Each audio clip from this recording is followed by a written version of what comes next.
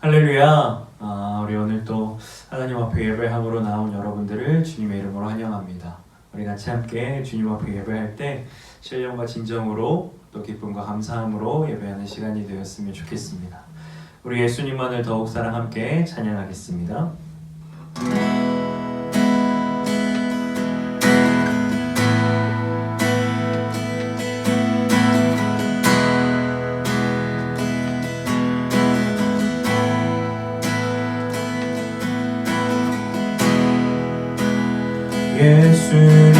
예수님만을 더욱 사랑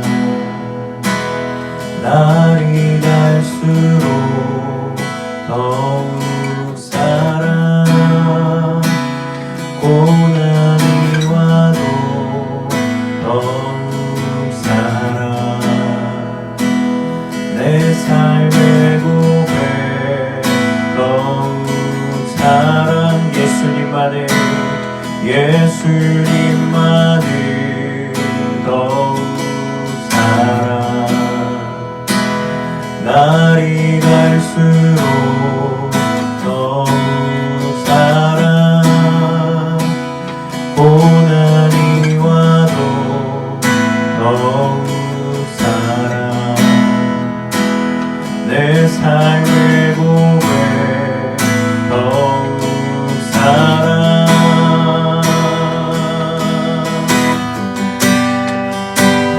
주님 한 분만 더욱 사랑 그 무엇보다 더욱 사랑 그 누구보다 더욱 사랑 내 영의 고백 더욱 사랑 주님 한 분만 더욱 사랑 그 무엇보다 더욱 사랑 그 누구보다 더욱 사랑 내 영의 고백 더욱 사랑 나 사는 동안 더욱 사랑 숨질 때에도 더욱 사랑 저 천국에서 더욱 사랑 신부의 고백 더욱 사랑 나 사는 동안 더욱 사랑 숨질 때에도 더욱 사랑 저 천국에서 더욱 사랑 신부의 고백 더욱 사랑 그러므로 나는 사나 주구나 주님의 것이요 사나 주구나 사나 주구나 날 위해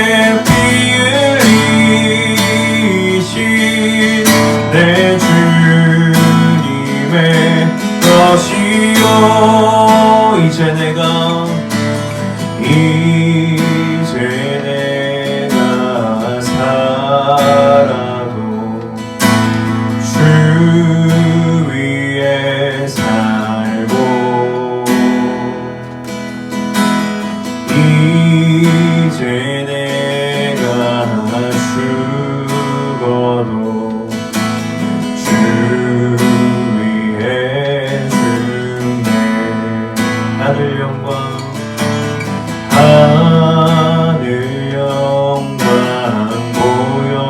보여주며 나로라 하네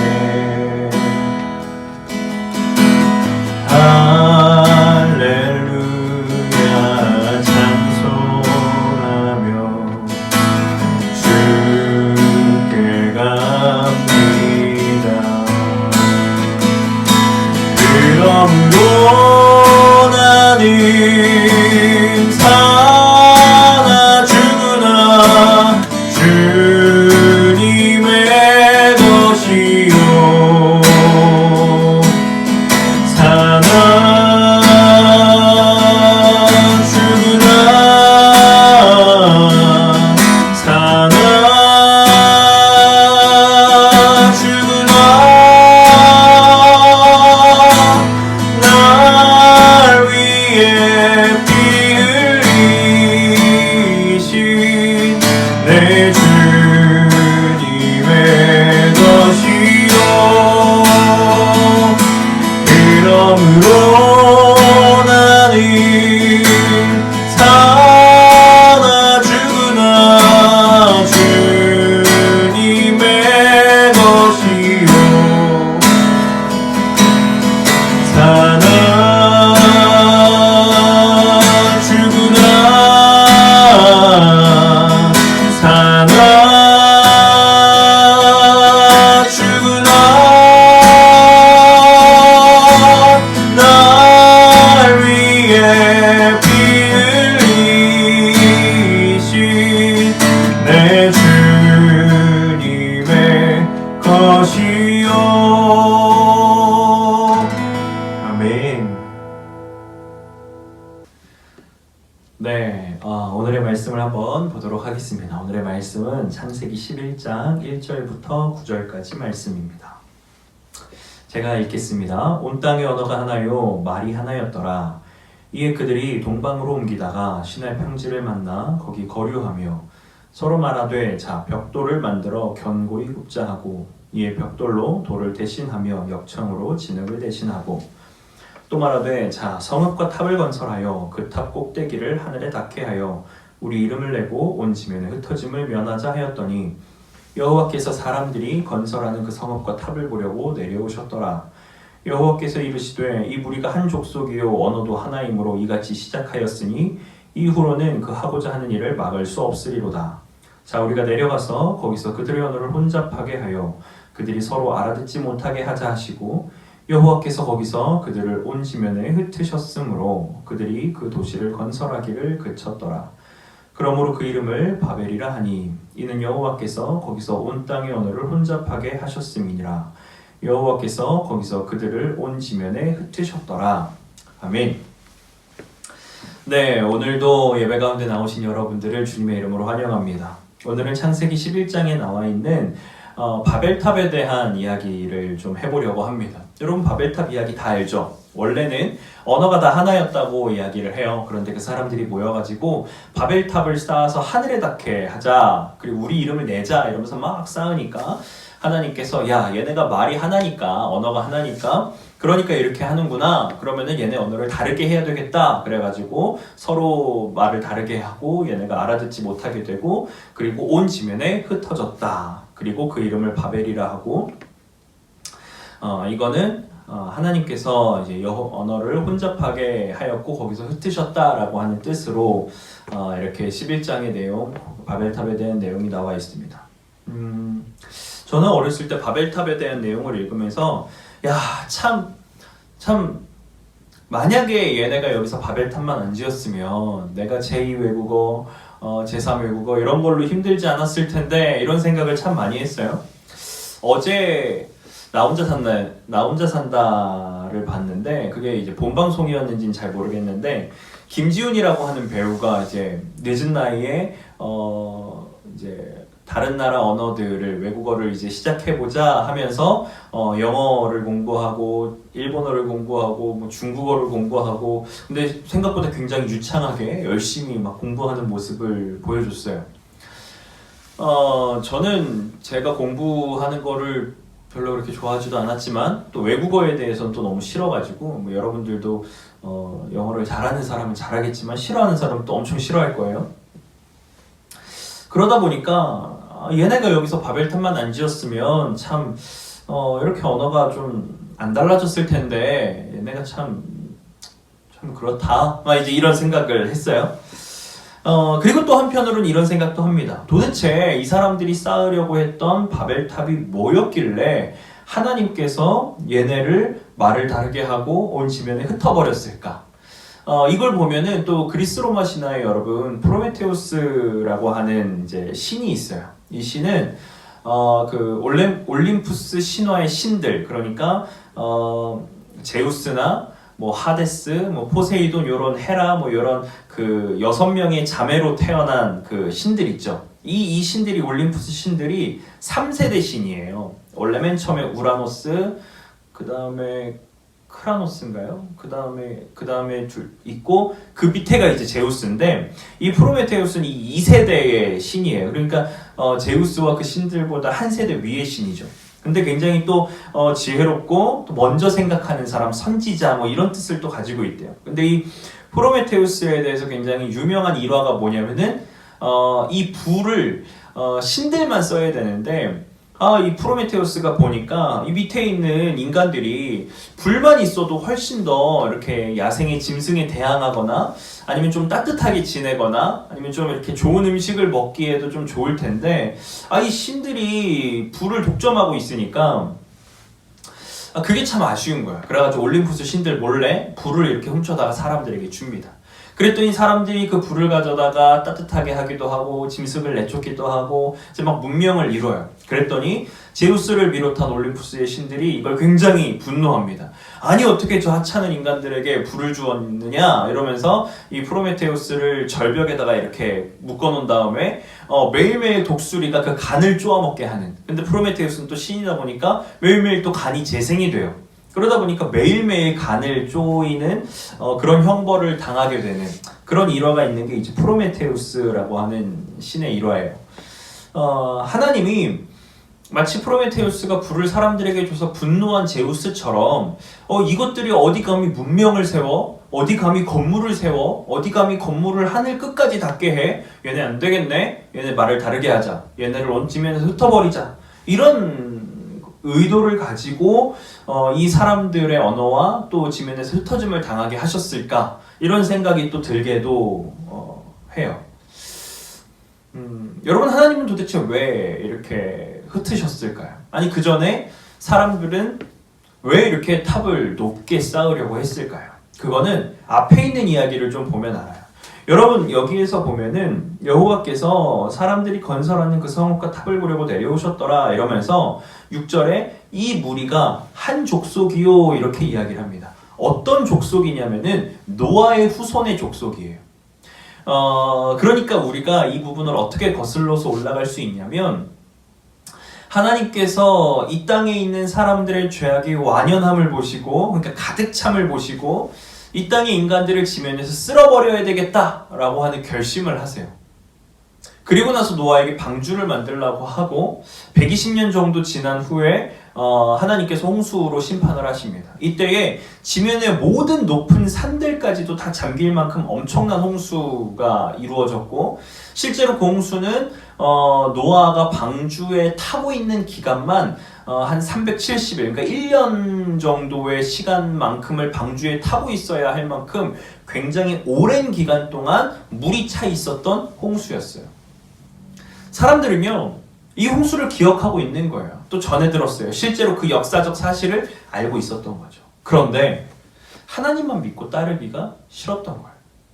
또 하나님만 믿고 따르기보다는 내가 가지고 있는 어떤 영향력, 내가 가지고 있는 힘, 내가 가지고 있는 건축 기술, 내가 가지고 있는 어떤 사람들을 부릴 수 있는 어떤 재력, 뭐 이런 여러 가지들을 가지고서 이제 우리가 이 하나님께서 여호와가 다시 우리에게 홍수를 내려도 우리가 이 홍수에 침몰되지 않도록 우리가 하늘 높이 하늘에 닿을 때까지 우리가 탑을 쌓자 이렇게 결의를 한 거예요. 그리고 어떻게 하는 거예요? 우리가 탑을 높게 쌓다 보면은 사람들이 그 탑을 보고 몰려들 거 아니냐? 그러면서 뭘 만들겠다는 거예요? 나라를 만들고 도시를 만들겠다라고 하는 거예요. 근데 이게 단순히 도시를 만들고 나라를 만드는 것이 아니라 자기들이 거기에서 뭘 하겠다는 거예요? 군림하겠다라고 하는 거죠. 여러분, 하나님은요, 노아의 홍수가 끝난 다음에 노아에게 어떻게 약속을 하시냐면은 내가 다시는 인간의 죄악으로 인해서 이 땅을 심판하지 않겠다. 내가 다시는 인간의 죄악으로 인해서 이 땅의 어떤 동식물들 또 어떤 이 자연들을 내가 파괴하지 않겠다. 이렇게 약속을 하세요. 그리고 내가 다시는 홍수를 심판하지 않겠다라는 약속도 하세요. 근데 이 사람들은요, 그걸 못 믿는 거예요. 모르지, 혹시 모르지. 우리가 또 죄를 짓다 보면은 또 우리가 우리 마음대로 살다 보면은 또 하늘에 있는 신이 자기 마음대로 이렇게 홍수를 이렇게 내릴 수도 있는 거 아니야? 그러니까 우리는 우리 나름대로의 대비를 해야 돼. 준비를 해야 돼. 이런 생각들을 하게 된 거죠. 하나님은요, 그게 싫으셨던 거예요. 아니요, 그게 싫으셨다기보다는 사람들이 그렇게 하면 안 됐던 거예요. 왜요?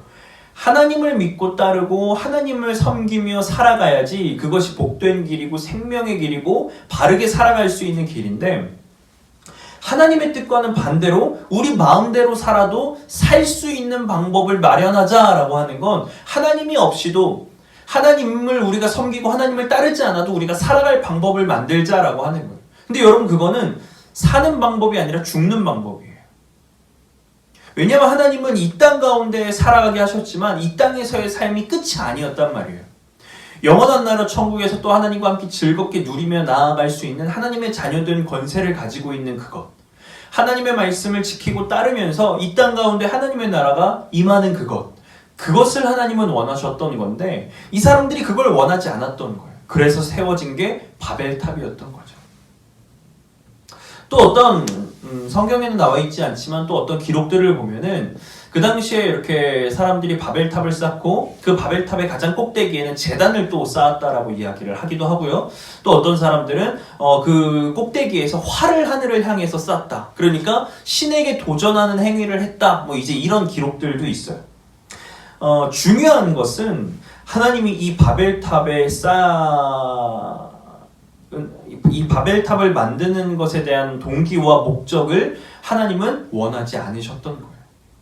그리고 어떻게 하셨어요? 언어를 혼잡하게 했어요. 그리고 어떻게 했어요? 이 땅 온 지면에 흩어지게 하셨어요. 이게 어떤 방법이냐면 이게 사는 방법이에요. 여러분, 하나님이 우리를 환난 가운데에 빠뜨리는 것 같아요. 아니, 우리 잘 살고 있는데 왜 언어를 혼잡하게 해? 아니, 우리 잘 모여가지고 뭔가 좀 이제 살아보자 으쌰으쌰 하는데 왜 흩어지게 해? 왜 우리 힘들게 해? 왜 우리 망하게 해? 이렇게 생각할 수 있단 말이에요. 근데 여러분, 하나님은 그런 분이 아니에요. 하나님은 그리스 로마 신화의 어떤 신들처럼 인간이 신보다 막 뛰어나면 질투하고 시기하고 막 그 인간을 어떻게든 깎아내리려고 하는 그런 하나님이 아니시란 말이에요. 하나님은 우리가 하나님과 또 이 삶 가운데 살아가면서 바르게 잘 살아가기를 원하세요. 근데 문제는 뭐예요? 하나님이 문제가 아니라 내가 문제인 거예요. 내가 하나님의 뜻대로 살아가려는 애씀이 아니라 내가 내 마음대로 살아가려는 애씀이 있다 보니까 하나님을 거절하고 하나님을 떠나고 하나님을 섬기지 않는 거예요. 하나님은 야, 너 그러면 안 돼. 그러니까 너 이거 내가 언어 혼잡하게 할 거야. 너 내가 온 지면에서 흩어버릴 거야. 그러니까 이제는 그러지 마. 왜요? 사람들이 모이면 모일수록 자신들의 목소리를 내는 거예요. 흩어져서 아무것도 의지할 수 있는 것이 없어야 하나님을 의지하는 게 사람이었던 거예요. 여러분, 하나님께서는요, 우리들에게 이렇게 행하세요. 왜냐하면 우리가 언어가 혼잡하게 돼서 힘든 것보다, 우리가 온 지면에서 흩어지면서 힘든 것보다 하나님의 말씀을 거절하고 하나님의 말씀을 따르지 않고 하나님을 섬기지 않는 것이 더 위험하고 더 좋지 않은 것임을 하나님은 아시기 때문이에요. 그래서 우리에게 아주 약간의 환난을 주시지만 그러나 영원한 생명 가운데로 갈 수 있도록 우리를 인도하시는 거예요. 여러분, 잘 생각해봐요. 코로나19가 지금 1년이 넘게 이렇게 우리 가운데에 정말 이제는 익숙할 만큼 자리 잡을 이때에 우리가 한번 생각해봐요. 하나님이 더 세요? 코로나가 더 세요? 말할 것도 없죠. 하나님이 더 세죠. 코로나19가 하나님을 이기겠어요? 하나님이 코로나19를 이기겠어요? 하나님이 코로나19를 이기죠. 근데 현실은 어때요? 하나님이 지고 있는 것 같지 않아요? 하나님이 코로나19를 잡지 못해가지고 교회가 예배를 드리지 못하게 되고 있어요. 하나님이 코로나19를 어떻게 막지 못해가지고 교회 다니는 사람들이 교회에서 예배를 드리다가 코로나19에 막 확진되고 막 전염되고 이런 일들이 막 발생하고 있는 것처럼 보이지 않아요, 여러분? 왜 이런 일이 일어날 거예요? 하나님이 더 강하신데. 하나님이 분명히 이길 수 있는데. 하나님이 분명 막으실 수 있는데 왜 도대체 이 코로나19는 잡히지 않는 거고 또 우리가 코로나19 때문에 예배를 드리는 것이 이렇게 힘들어야 돼요? 우리가 그 작은 혼란을 통해서 알아야 된다는 거예요. 뭘 알아야 돼요? 여러분 그동안 우리가 얼마나 평안하게 예배를 드려왔어요. 너무 당연하게 예배를 드려왔죠. 그리고 예배를 드리는 우리의 모습들이 너무 그냥 예배로서 예배를 드리기보다는 그냥 내가 해야 되니까 하는 그런 예배로 우리가 드리고 있었지 않나요?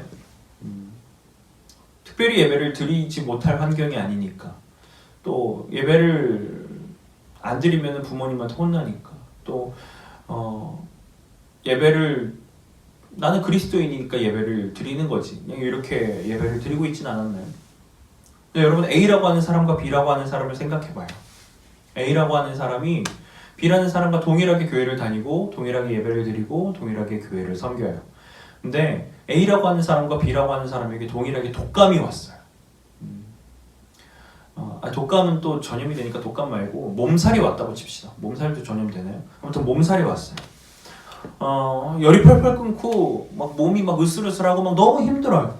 근데 A라고 하는 사람이 몸살이 너무 심해. 이대로 나 교회 못 가겠다. 나 예배도 못 드릴 것 같아. 이렇게 해가지고 내가 무슨 예배를 얼마나 잘 드리겠어. 또 이렇게 해가지고 내가 교회를 뭐 섬기면 얼마나 섬기겠어. 그러니까 전화해가지고 나 오늘 못 간다고 해야지. A는 그렇게 결정을 했어요. 근데 B라고 하는 사람은 그럼에도 불구하고 내가 교회 나가야지. 내가 섬기는 게 있는데, 내가 맡은 게 있는데, 또 하나님 앞에 예배 드리는 시간들이 있는데, 내가 몸살 걸렸다고 뭐 못 나가겠어? 그냥 예배만 드리고 오더라도 내가 교회를 가자라고 결정을 했어요. 누가 더 좋은 결정을 했다라고 말할 수 있을까요? 없을까요? 하나님이 보시기엔 어쩌면 B라고 하는 사람이 더 기특해 보였을 수는 있을 것 같아요. A라고 하는 사람이 잘못한 건 아니에요. 그럴 수 있어요. 몸살이 너무 심하면 집에서 쉴 수도 있는 거예요. 또 막 그래도 나가야지 막 이러면서 하다 막 쓰러지고 막 난리치고 막 이것보다는 또 지혜롭게 그 집에서 쉬는 것도 괜찮은 방법이에요. 근데 우리가 애기들을 한번 생각을 해보자고요. 애기들이 사탕 하나를 선물로 받았어요. 간식으로. 그 사탕을 보고서 내가 애한테 그거 선생님 주라 이렇게 이야기를 했는데 애가 안 돼요. 저희가 하나밖에 못 받았단 말이에요. 저희가 주일학교 예배 드리고서 그리고서 받은 사탕이에요. 전 정당하게 받은 거니까 이거 제가 먹을 거예요. 이거 틀린 거예요? 안 틀린 거예요? 틀린 거 아니죠? 맞는 말이죠? 주일학교 예배를 들어서 정당하게 간식을 받았고 이건 정당하게 내가 먹을 거야. 이걸 왜 달라고 그래요? 이거 내가 먹을 건데. 너무 합리적이고 너무 이성적이고 너무 당연한 결정이에요. 근데 얘가 이러면서 사탕을 줘요. 그럼 왜 그러는지 알죠? 알면서도 물어보는 거야. 왜 한숨을 쉬면서 줘? 사실 저 이거 사탕 진짜 먹고 싶은데 제가 선생님 좋아하니까 드리는 거예요. 대신에 진짜 맛있게 먹어야 돼요. 이거 선생님 지금 먹어요. 지금 먹는 거 보면서 제가 대리만족이라도 하게. 막 이런 이야기들을 막 해요. A라고 하는 친구와 B라고 하는 친구를 비교해보면 누가 더 예뻐 보이고 누가 더 기특해 보여요? B라고 하는 친구가 더 기특해 보이죠. 사실 나는 그 사탕 먹어도 그만 안 먹어도 그만이에요. 우리가 이 부분을 좀 알 필요가 있는 것 같아요. 인지상정이라고 하는 이야기들도 있고 또 한국 사람들은 어떤 정으로 살아간다 이런 이야기들도 있잖아요. 뭐 하나님과 뭐 정 뭐 이런 부분을 이야기하기에는 사실 하나님은 너무 또 우리와 다르신 분이니까 또 그렇게 명확하게 비교하기는 뭐해도 하나님도 우리의 그 마음을 아신단 말이에요. 너무 당연하고 너무 합당하고 너무 이성적이고 너무 이렇게 당연하게 도출되는 어떤 그런 답 그것보다 야, 네가 날 그렇게 사랑하는구나. 야, 네가 이렇게까지 나를 예배하기를 바라는구나. 야, 내가 참 너가 그렇게까지 할 줄 몰랐는데 네가 그렇게까지 하는 걸 보니까 참 내 마음이 기쁘다. 그걸 하나님이 누구한테 그런 얘기했어요? 아브라함한테 그런 얘기했죠. 하나님은 아시려고 하면 다 아실 수 있는 분이지만 또 모르려고 하면 모르실 수도 있는 분이에요. 근데 그런 하나님이 어느 날 아브라함을 시험하는 거죠. 아브라함한테 이렇게 이야기를 해요. 아브라함아, 너의 아들, 네 독자 이삭을 나에게 바쳐라. 말도 안 되죠. 하나님이 줬는데 이걸 왜 바치라 그래요? 아브라함은 할 말 많았을 거예요. 그런데 아무 말도 안 하고 짐을 챙기고요. 3일이나 떨어져 있는 산에 가가지고 하나님이 또 바치래요. 그래가지고 3일 동안 가면서 아브라함이 무슨 생각하겠어요? 이삭 진짜 내가 이삭을 어떻게 바쳐? 여러분 성경을 자세히 보면요. 사라 이야기는 나오지도 않아요. 왜요? 저는 이렇게 생각을 해요. 사라한테 얘기해봤자 어차피 사라는 절대 못 데리고 가게 할 테니까 그냥 떠난 거예요. 그냥 제사 드리자 그러고 그냥 떠난 거예요. 짐승도 안 챙기고. 하나님이 이삭을 바치는 걸 바래요? 안 바래요? 안 바라죠. 그런데 뭘 바라는 거예요? 네가 이삭보다 나를 더 사랑하니? 라고 하는 마음을 바라시는 거예요. 그래서 아브라함이 이 제단을 쌓고 그 제단 위에다가 이삭을 결박해가지고 묶어놓은 다음에 칼을 들고 내리 찍으려고 하는 그 순간에 하나님이 나타나셔가지고 아브라함아, 네 아들 건들지 말아라. 손끝만큼도 다치게 하지 말아라. 이렇게 이야기하잖아요. 그러면서 뭐라고 해요? 이제 네가 네 아들보다 나를 더 사랑하는 줄 내가 알았다. 하나님이 그렇게 이야기한단 말이에요. 여러분, 하나님이 사랑해요? 여러분, 말로만 사랑한다라고 하는 거는요, 여러분 연애해봐도 알잖아요. 말로만 사랑한다라고 하는 게 얼마나 더럽고 치사해요. 나는 느껴져요. 얘가 나를 말로만 사랑하는 게. 실제 얘가 날 사랑하는 게 느껴지지도 않아요. 그래 놓고서 뭐래요? 나 사랑해. 야, 너 나 사랑하긴 하니? 응, 나 사랑해. 근데 행동은 전혀 그렇지가 않은 거야. 그래서 견디다 못해가지고 우리 헤어지자 그랬더니 왜 나 너 사랑하는데 이거 네가 헤어지자고 한 거다? 막 이런 이야기 하고 있으면 어때요? 열불 나요, 안 나요? 열불 나죠. 여러분, 입으로만 사랑하는 건 사랑하는 게 아니에요. 그 삶으로 보여주는 거고 그 행동으로 나타나는 거예요. 숨길 수가 없는 거예요. 여러분, 여기에 하나님이 우리를 사랑하시는 그 사랑은요, 우리를 환난 가운데에 거하게 하시더라도 우리가 하나님을 사랑하는 것을 나타내기를 원하시는 거예요. 여러분, 코로나19 때문에 우리가 지금 교회를 못 나오고 있는 것이 분명 사실이에요. 혹은 여러분들이 모르겠어요. 나 이제 교회 안 나갈 거야 하는 마음으로 교회를 안 나오는지, 아니면 마침 이 기회에 하면서 교회에 안 나오는지 잘 모르겠어요. 저는 여러분들이 어떤 사람인지 아직 몰라요. 근데 만약에 코로나19 때문에 우리가 염려됨으로, 걱정됨으로, 그러니까 실제 이런 이야기들도 있다고 해요. 코로나 때문에 교회에 나가는 사람은 잘릴 거다. 그래서 실제로 잘린 사람도 있다고 내가 들었어요. 정말 그 정도까지 가게 돼버리면 무리해가지고 또 교회를 나올 필요는 없어요. 근데 그게 아니라면 우리 마스크 잘 하고 하나님 앞에 예배하러 나올 수 있어요. 근데 왜 안 나와요? 편하죠, 여러분. 너무 편하잖아요. 얼마나 좋아요. 주말을 잃어버렸다가 주말을 찾은 느낌이지 않아요? 다시 그 주말을 잃어버리려니 얼마나 힘들어요. 근데 여러분, 하나님이요, 이런 상황을 통해서 우리를 시험하시는 거예요. 우리를 지켜보시는 거예요. 너 어떻게 결정할 거니? 이 바벨 때문에 온 지면에 흩어지고 나서 10절부터 보면은 셈의 족보가 나와요. 셈의 족보는 이러하니라 하면서 홍수 후에 이렇게 누굴 낳고 가장 마지막에 아브라함을 낳았다 이렇게 이야기하면서 족보의 이야기가 끝나요. 그리고 데라의 족보도 막 이야기를 하면서 이제 아브라함의 이야기로 넘어가는 거예요. 왜 그럴까요? 하나님은 이들을 흩으셨지만 하나님은 흩으신 이들을 통해서 다시금 구원의 역사를 이끌어갈 아브라함, 그리고 이삭, 야곱, 또 400년이 지나서 모세, 그리고 여호수아, 이렇게 하나님은 쭉 그들을 이끌어 가실 계획들이 하나님 안에 있는 거예요. 하나님을 떠나지만 않고 있으면 하나님은 우리를 포기하지 않으시는 거예요. 포기하는 건 우리지 하나님이 아니에요. 우리의 삶에 환난이 와요. 우리의 삶에 어려움이 와요. 여러분, 그 어려움의 이유를 우리가 파악해야 돼요. 이 어려움 가운데 내가 어떤 선택을 해야 할까? 어떤 선택을 할 수 있을까? 어떤 선택을 해야만 할까? 우리가 고민해야 돼요. 그리고 하나님의 뜻을 알고 싶어하고 궁금해해야 돼요. 하나님이 그걸 기뻐하시는 거예요. 여러분들이 그 하나님의 뜻을 환난 가운데에 캐치하고, 또 하나님이 우리를 기뻐하시고 또 우리를 만족해 하시고, 됐다, 이제 내가 네가 나를 그것보다 더 사랑하는 것을 내가 알았다 라는 이야기를 들을 수 있는 여러분들이 됐으면 좋겠어요.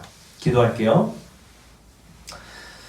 사랑의 아버지 하나님, 오늘은 바벨의 이야기를 통해서 우리에게 시험과 환난, 어려움이 올 때에 우리는 어떤 모습을 취해야 하는가에 대한 이야기들을 해보았습니다.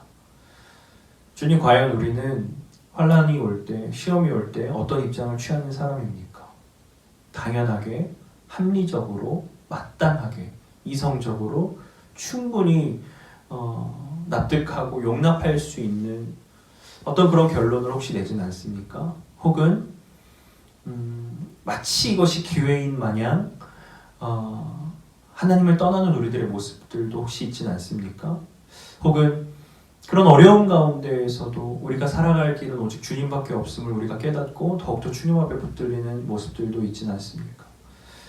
이제는 우리가 더욱더 하나님을 붙들고 더욱더 하나님과 함께 나아갈 수 있는 믿음의 사람들이 되길 소망합니다. 믿음의 청년들이 되길 소망합니다. 주님, 우리를 인도하시고 붙잡아 주시고, 특별히 하나님께서 우리 가운데 은혜를 더하여 주시옵소서. 감사합니다. 예수님의 이름으로 기도드렸습니다. 아멘. 네, 벌써 3월 둘째 주가 흘러가고 있고 날씨도 점점 따뜻해지고 있는데, 여러분들 환절기라고 감기 걸리지 말고 조심하시고, 우리가 더욱더 우리의 삶이 하나님 앞에 올려질 수 있는 청년들이 될 수 있도록 또 한 주 힘차게 살았으면 좋겠습니다. 안녕.